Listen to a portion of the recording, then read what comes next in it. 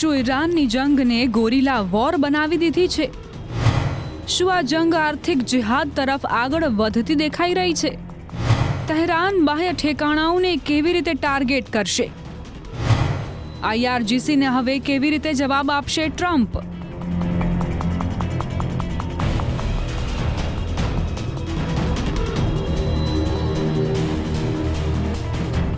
Iran યુદ્ધનું timer ફરી on થઈ ગયું છે. પહેલો મોટો ધડાકો કોણ કરશે? પહેલો ધડાકો ક્યાં થશે? અમેરિકા સાથે MOUની મુદ્દત પૂરી થઈ ગઈ છે. ઈરાને પોતાના આક્રમક તેવર બતાવવાનું શરૂ કરી દીધું છે. ઈરાનની સેનાએ અમેરિકન સૈનિકોને મારવા અને પકડવા માટે ઇનામ સુધીની જાહેરાત કરી દીધી છે.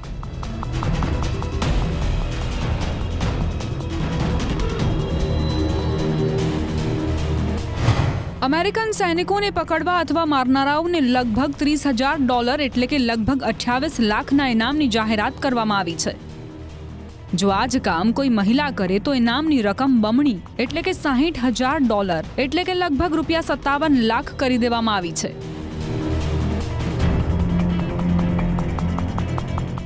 ઈરાની સેનાના કમાન્ડર ઇન ચીફ આમિર ખાતમીએ તહેરાનમાં કહ્યું કે આ યોજના અનેક માંગણીઓ બાદ બનાવવામાં આવી છે. આ તે લોકો માટે છે જે ફાઇનાન્શિયલ જિહાદ દ્વારા ઈરાનના યુદ્ધમાં આર્થિક રીતે મદદ કરવા માંગે છે. ما به پشتوانه این عزیزانی که میخواهند در جهاد مالی شرکت کنند اما به ضمانت ارتش در کنار اون اجر عظیم جهاد یک هدیه خوب میدیم. این هدیه معادل $30,000. ઈરાન અને અમેરિકા વચ્ચે જંગ રોકવા માટે જે સમજૂતીથી શાંતિની આશા જાગી હતી, હવે એ જ સમજૂતી ખતમ થઈ ગઈ છે. 60 દિવસનું MOU ખતમ થઈ ગયું છે. વાતચીત ઠપ થઈ ચૂકી છે. ટ્રમ્પ સાયલેન્ટ છે. ઈરાન વળતા હુમલાની ચેતવણી આપી રહ્યું છે અને તેમાં જહાજોની અવરજવર લગભગ અટકી ગઈ છે. અને હવે ઈરાન સીધું કહી રહ્યું છે ઈરાનની સેના હવે માત્ર બચાવ નહીં કરે, જરૂર પડી તો ઓફેન્સિવ એટલે કે આક્રમક જવાબ આપશે. પરંતુ આનાથી પણ વધુ ચોંકાવનારી જાહેરાત ઈરાનની સેનાએ અમેરિકન સૈનિકો પર ઈરાન સાથે કરી છે. અને માત્ર એટલું જ નહીં, જે હથિયારથી અમેરિકન સૈનિકોને મારવામાં આવશે તેને ભવિષ્યમાં એક મ્યુઝિયમમાં રાખવામાં આવવાની પણ વાત થઈ રહી છે. એટલે કે અમેરિકા અને ઈરાન વચ્ચેની લડાઈ હવે માત્ર મિસાઇલો અને બોમ્બની નથી રહી.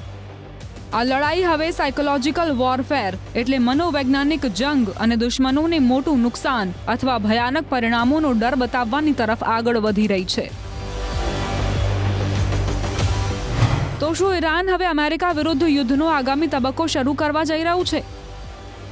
અને જો એવું થયું તો આગામી નિશાન કોણ હશે? હોર્મુઝ અથવા અમેરિકન સૈન્ય ઠેકાણા અથવા પછી સમગ્ર મિડલ ઈસ્ટમાં અમેરિકન હાજરીને જ ખતમ કરવાનો પ્રયાસ થશે. بر منطقه و بر کل جهان تحمیل شد. دلیلش هم اقدام نظامی غیرقانونی آمریکا و رژیم صهیونیستی بوده. خب تعدد بازیگرانی که در این روند سعی میکنن اثرگذاری بکنن، تلاش مخرب برخی طرف‌های بدسگالی است که نشون دادند. જૂનમાં અમેરિકા અને ઈરાન વચ્ચે એક MOU એટલે કે મેમોરેન્ડમ ઓફ અન્ડરસ્ટેન્ડિંગ સાઇન થયું. આ સમજૂતીનો હેતુ હતો લડાઈ રોકવી, વાતચીત આગળ વધારવી અને કેટલાક સૌથી મોટા વિવાદોનો ઉકેલ લાવવો. ઈરાન અને અમેરિકા વચ્ચેના વિવાદને ઉકેલવા માટે 60 દિવસની સમય મર્યાદા નક્કી થઈ હતી.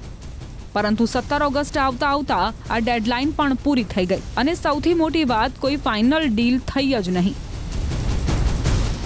સમજૂતીનો હેતુ યુદ્ધ રોકવાનો હતો, સ્ટ્રીટ ફોરમને ફરીથી ખોલવાનું અને ઈરાનના ન્યુક્લિયર પ્રોગ્રામ પર વાતચીત કરવાનું હતું. પરંતુ બંને પક્ષો વચ્ચેના આરોપ પ્રત્યારોપના કારણે વાતચીત આગળ વધી જ ન શકી. ઈરાન ઈચ્છતું હતું કે અમેરિકન સૈન્ય દબાણ સમાપ્ત થાય અને નાકાબંધી ખતમ કરવામાં આવે. અને તેના પર ઈરાનનું નિયંત્રણ અને અધિકાર સ્વીકારવામાં આવે અને અમેરિકા યુદ્ધમાં થયેલા નુકસાનનું વળતર આપે. આનાથી વિપરીત ટ્રમ્પ ઈચ્છે છે કે ઈરાન હોર્મુઝને સંપૂર્ણપણે ખોલી દે, અમેરિકન નાકાબંધી અને દબાણ વિરુદ્ધ પોતાની કાર્યવાહી રોકી દે અને તહેરાન પોતાની મિલિટરી એક્શનને કાબૂમાં રાખે. પરંતુ પરિણામ શું આવ્યું? બંનેની શરતો એકબીજા સાથે ટકરાતી રહી. બંને એકબીજા વિરુદ્ધ પોતાના તેવર બતાવતા રહ્યા, એકબીજાના ઠેકાણાઓને તબાહ કરતા રહ્યા. એટલે કે જે સમજૂતીથી યુદ્ધને થોડા સમય સુધી રોકવાની આશા બંધાઈ હતી, એ જ સમજૂતી હવે નવા યુદ્ધનું આગામી કાઉન્ટડાઉન બની ગઈ છે. હવે સ્ટ્રીટ ફોર્મ્યુલા પર ઓમાન અને ઈરાન વચ્ચે વાતચીત થઈ રહી છે, પરંતુ હજુ સુધી એ સ્પષ્ટ નથી કે જો બંને વચ્ચે સમજૂતી થઈ પણ તો તેનું પરિણામ શું આવશે. و همینطور سوء استفاده از مناطق مجاور کرانه جنوبی خلیج فارس برای طراحی و تدارک حمله علیه ایران باعث شد که تنگ ناامن بشه. ایران محق بود و هست که برای صیانت از منافع و امنیت ملی خودش مجموعه تدابیر رو اتخاذ بکنه. به عنوان MOU ખતમ થવાના થોડા સમય પહેલા ઈરાન તરફથી વધુ એક અત્યંત મહત્વપૂર્ણ નિવેદન આવ્યું. ઇસ્લામિક રિવોલ્યુશનરી ગાર્ડ કોર્પ્સના એટલે કે IRGCના રાજકીય પ્રમુખ બ્રિગેડિયર જનરલ યાદુલ્લા જવાદીએ કહ્યું કે ઈરાનનું રક્ષણાત્મક સૈન્ય વલણ હવે આક્રમક થઈ શકે છે. એટલે કે અત્યાર સુધી ઈરાન કહી રહ્યું હતું કે તે હુમલો નથી કરી રહ્યું, માત્ર જવાબ આપી રહ્યું છે, પરંતુ ઈરાન હવે પોતાનું નિવેદન બદલી રહ્યું છે. એટલે કે હવે ઈરાન કહી રહ્યું છે કે તે પોતે પણ જંગની જાહેરાત કરી શકે છે. ઈરાનના અધિકારીઓ હવે કહી રહ્યા છે કે તેઓ યુદ્ધમાં દુશ્મનોને ચોંકાવવાના છે. તેનો અર્થ શું છે?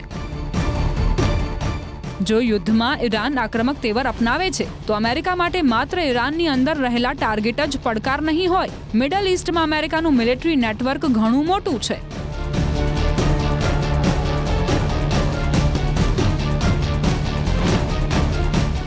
ખાડીમાં ઈરાન, જોર્ડન, કુવૈત, બહેરીન ઉપરાંત ફારસની ખાડીમાં અમેરિકન નૌસૈનિકોની હાજરી છે. એટલે કે અમેરિકા પર દબાણ બનાવવા માટે ઈરાન પાસે અનેક ફ્રન્ટ છે. અને આ જ કારણ છે કે અમેરિકન સૈન્ય નેતૃત્વ પણ હવે ખાડીમાં પોતાની હાજરી જાળવી રાખવાની તૈયારી કરી રહ્યું છે.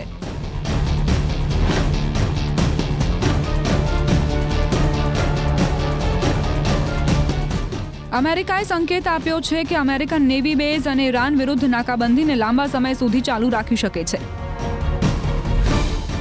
MOU ખતમ થયા બાદ હવે અમેરિકન નૌસેના પણ પોતાના ડિપ્લોયમેન્ટમાં ફેરફાર કરી રહી છે. ارتش رژیم صهیونیستی نه.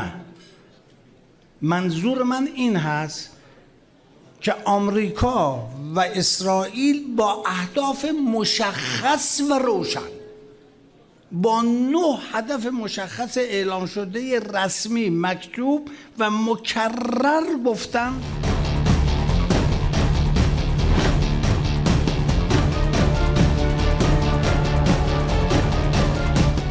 હવે આવીએ છીએ તે જાહેરાત પર જેણે સમગ્ર દુનિયાનું ધ્યાન ખેંચી લીધું છે. ઈરાની આર્મી ચીફ આમિર સામીએ જાહેરાત કરી કે જે પણ અમેરિકન સૈનિકને મારશે અથવા પકડી લેશે તેને $30,000 ઇનામ આપવામાં આવશે. ઈરાની આર્મી ચીફના જણાવ્યા અનુસાર આ પ્રકારના ઇનામની માંગ જનતા તરફથી પણ ઉઠી રહી હતી.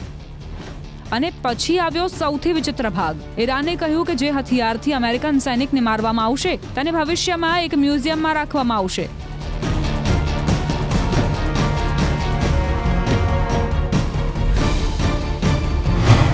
એટલે કે ઈરાન હવે યુદ્ધમાં ઉપયોગમાં લેવાયેલા હથિયારોને વોર ટ્રોફીની જેમ પ્રદર્શિત કરવાની વાત કરી રહ્યું છે. જંગમાં આ પ્રકારની વાત અત્યંત ચોંકાવનારી છે. પરંતુ આ જાહેરાતનો અર્થ એ નથી કે અમેરિકન સૈનિકો હાલમાં ઈરાનની જમીન પર મોટી સંખ્યામાં હાજર છે. અમેરિકન સૈનિકોના મોત આ યુદ્ધમાં મિડલ ઈસ્ટના અન્ય ભાગોમાં થયેલા હુમલા અને ઘટનાઓના કારણે થયા છે. એટલે કે ઈરાનનો સંદેશ માત્ર અમેરિકન સૈનિકોને ટાર્ગેટ કરવાનો નથી, પરંતુ અમેરિકાને સમગ્ર મિડલ ઈસ્ટમાંથી હટાવવા પર છે.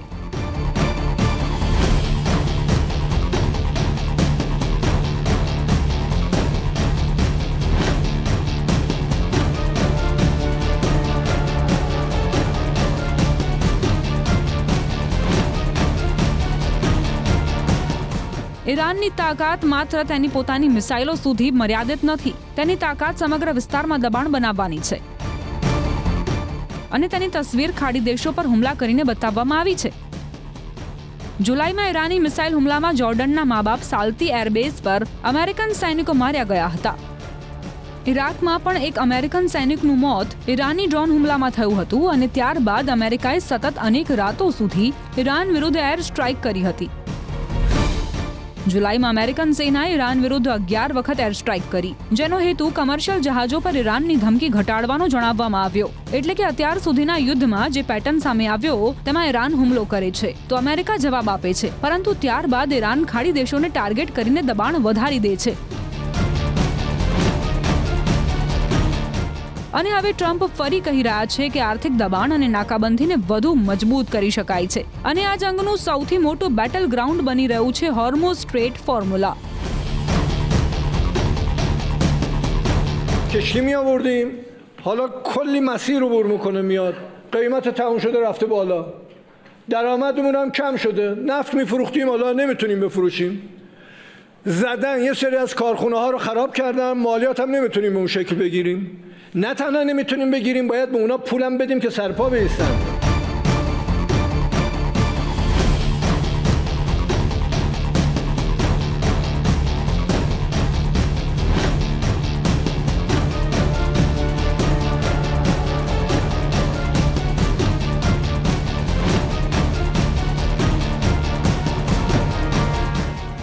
દિવસના શેર ફોર્મેશનમાં દુનિયાના સૌથી મહત્વપૂર્ણ ઓઇલ ચેકપોઇન્ટ સ્ટ્રેટ ઓફ હોર્મુઝમાં આ સમયે જહાજોનો ટ્રાફિક ખરાબ રીતે પ્રભાવિત છે.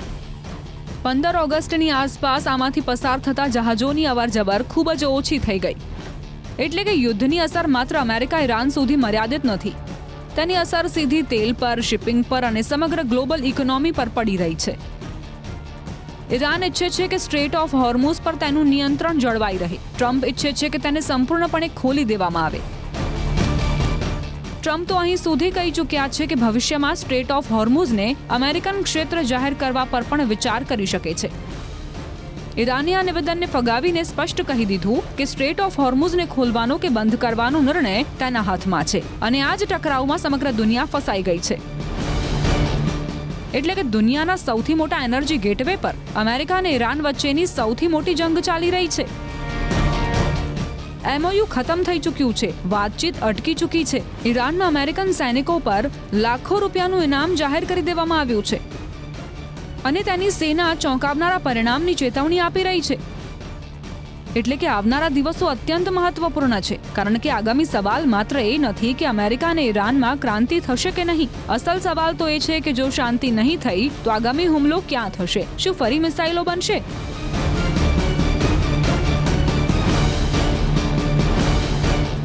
શું વધુ રશિયામાં જહાજો અટકશે? અથવા ઈરાન અને અમેરિકા વચ્ચે જંગનો નવો અધ્યાય શરૂ થશે? દુનિયાની નજર હવે તહેરાન અને વોશિંગ્ટન બંને પર છે.